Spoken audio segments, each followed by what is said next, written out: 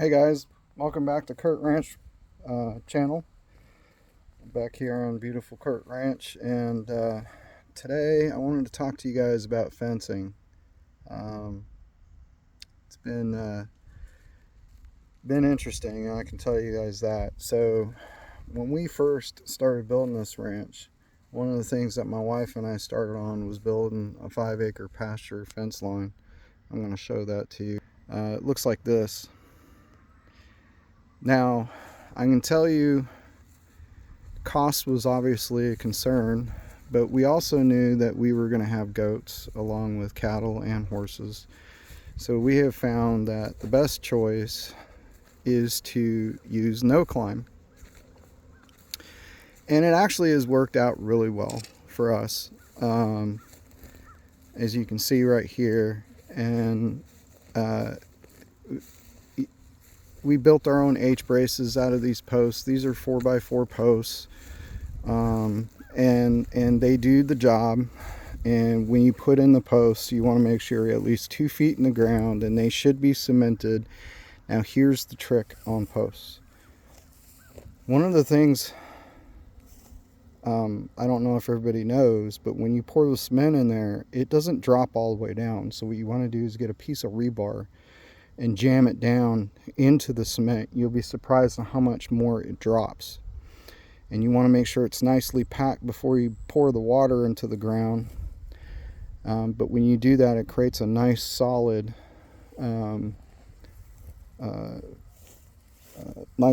structure. As you can see, it's still doing good even though the ground's been cracking because of the summer.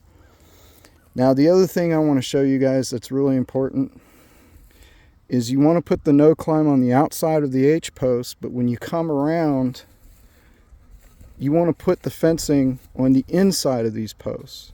And the reason is because you get a lot more strength out of the fence inside versus outside. If you had it on the outside, bolted here, and the cows push against this fence, they could pop the clips. They can pop these clips that are keeping the fence onto the post.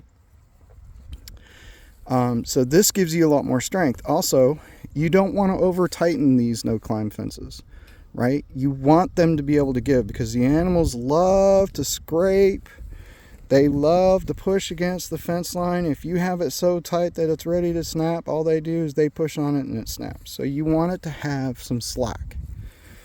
And I'll tell you what, I originally thought having slack in the fence was a bad idea, but when I watched my cows and my horses push their butts up against this and itch them, I was so glad I did that. That is probably a really important tidbit for fencing. Hey, there's my horse Rojo. Hi buddy, how are you? Good boy. Good boy.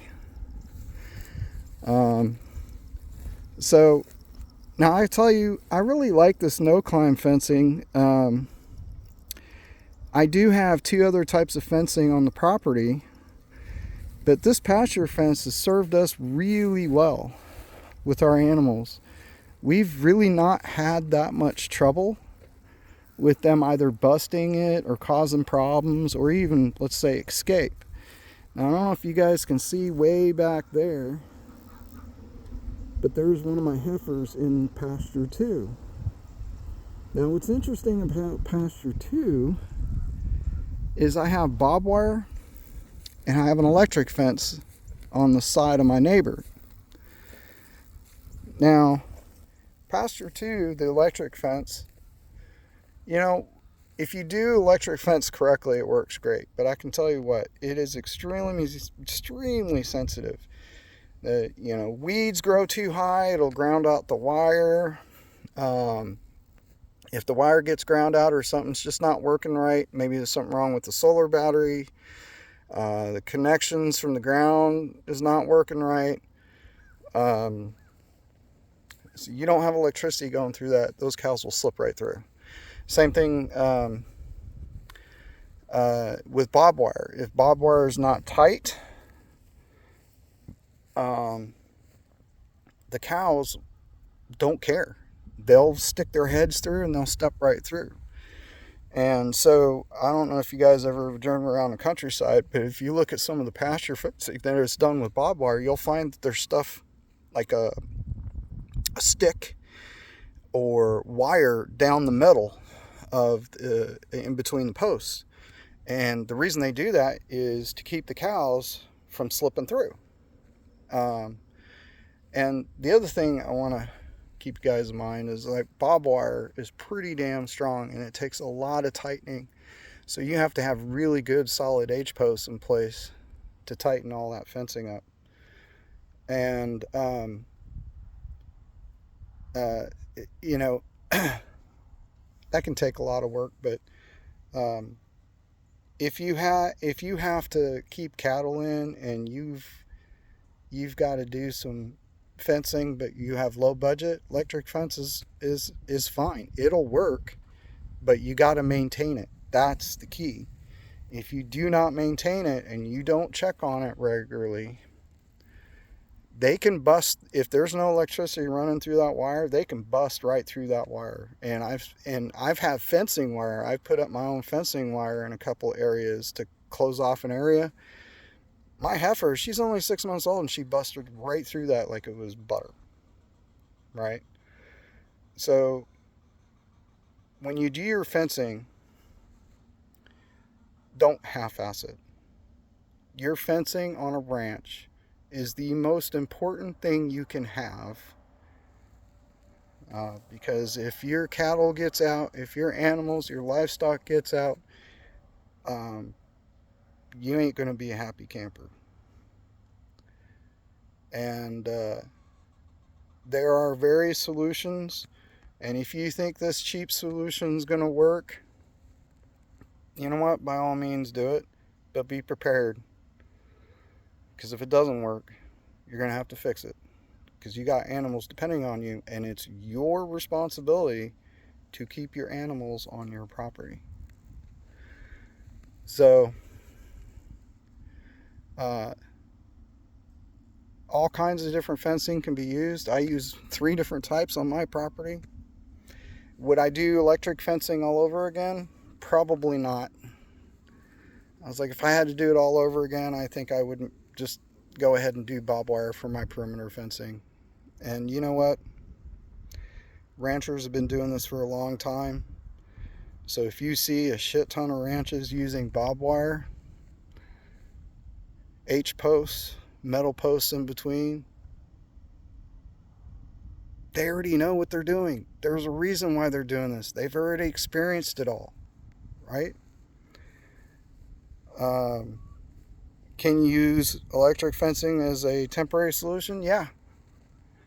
Yeah, I would call it definitely a temporary solution. But other than that, I wouldn't depend on it as your main solution, right?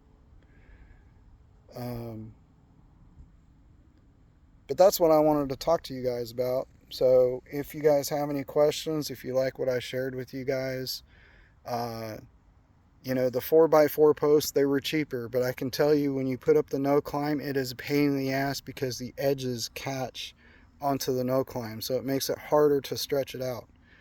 That's why a lot of ranches, when you see them put up wood posts, they're round. So another tidbit to keep in mind that I just thought of. But it served its purpose and we made it work, and you know what? It's doing really well, so we can't complain.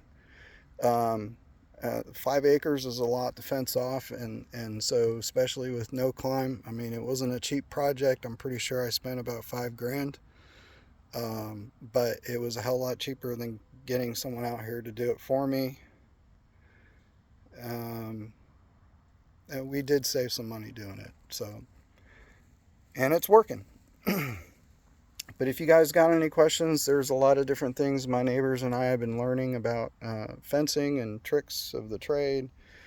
Maybe in another video I'll show you guys when a fence gets loose how you can tighten it. There's a little rancher's trick, and we'll cover that in another video. So anyways, I hope you guys liked what I shared with you, and I hope you have a blessed day, and please subscribe if you're interested. Thank you.